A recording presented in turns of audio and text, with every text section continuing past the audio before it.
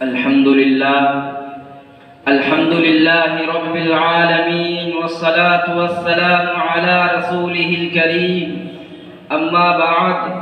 فأعوذ بالله من الشيطان الرجيم بسم الله الرحمن الرحيم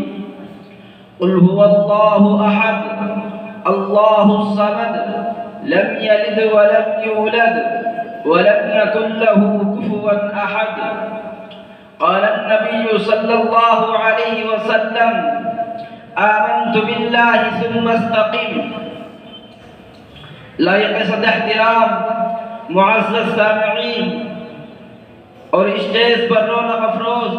اساتذہ اکرام اور میرے ہم مکتب ساتھیوں،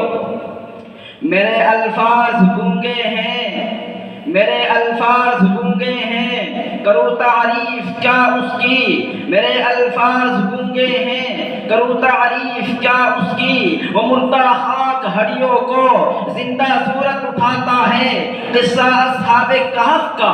گواہ ہے اس کی قدرت پر، وہ صدیوں بعد سونے کے حقیقت میں جگاتا ہے، وحدت کے بھرے جام پلاتا تو ہے، میرے بگڑے ہوئے کام بناتا تو ہے، ہر صبح ازل ہے تیری حمد میں مصروف، ایک ذوق نظر عام دکھاتا تو ہے، ادنا ہے کوئی اعلیٰ، ادنا ہے کوئی اعلیٰ، حبشی ہے قرشی، ہر ایک کو غربت میں بٹھاتا تو ہے، تخیل سے ہے آگے تیری شان غفاری، لا حد کرم آب سناتا تو ہے، تیرے امر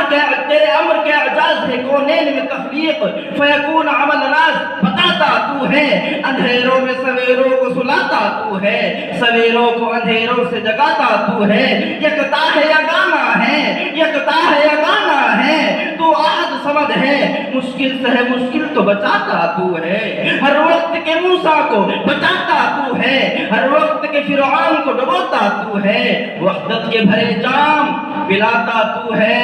میرے بگڑے ہوئے کام بناتا تو ہے۔ حضرات گرامی توجہ رکھنا، امام اعظم امام ابو حنیفہ راستے سے گزر رہے تھے،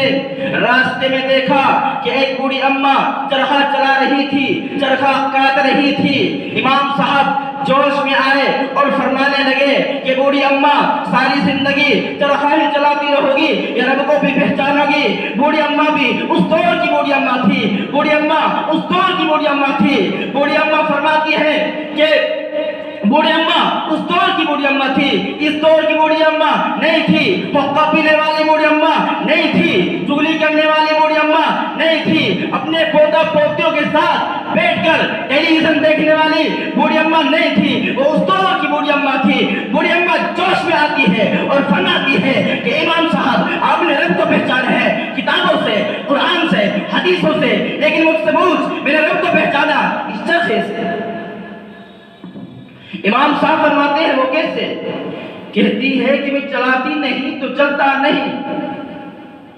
کہتی ہے کہ میں چلاتی نہیں تو چلتا نہیں، ارے جب یہ چرخہ میرے نہ چلانے سے نہیں چلتا تو اتنی بڑی کائنات کسی کے نہ چلانے سے کیسے چل سکتی ہے؟ جب ایک مدرسے کے دو محتمم نہیں ہو سکتے،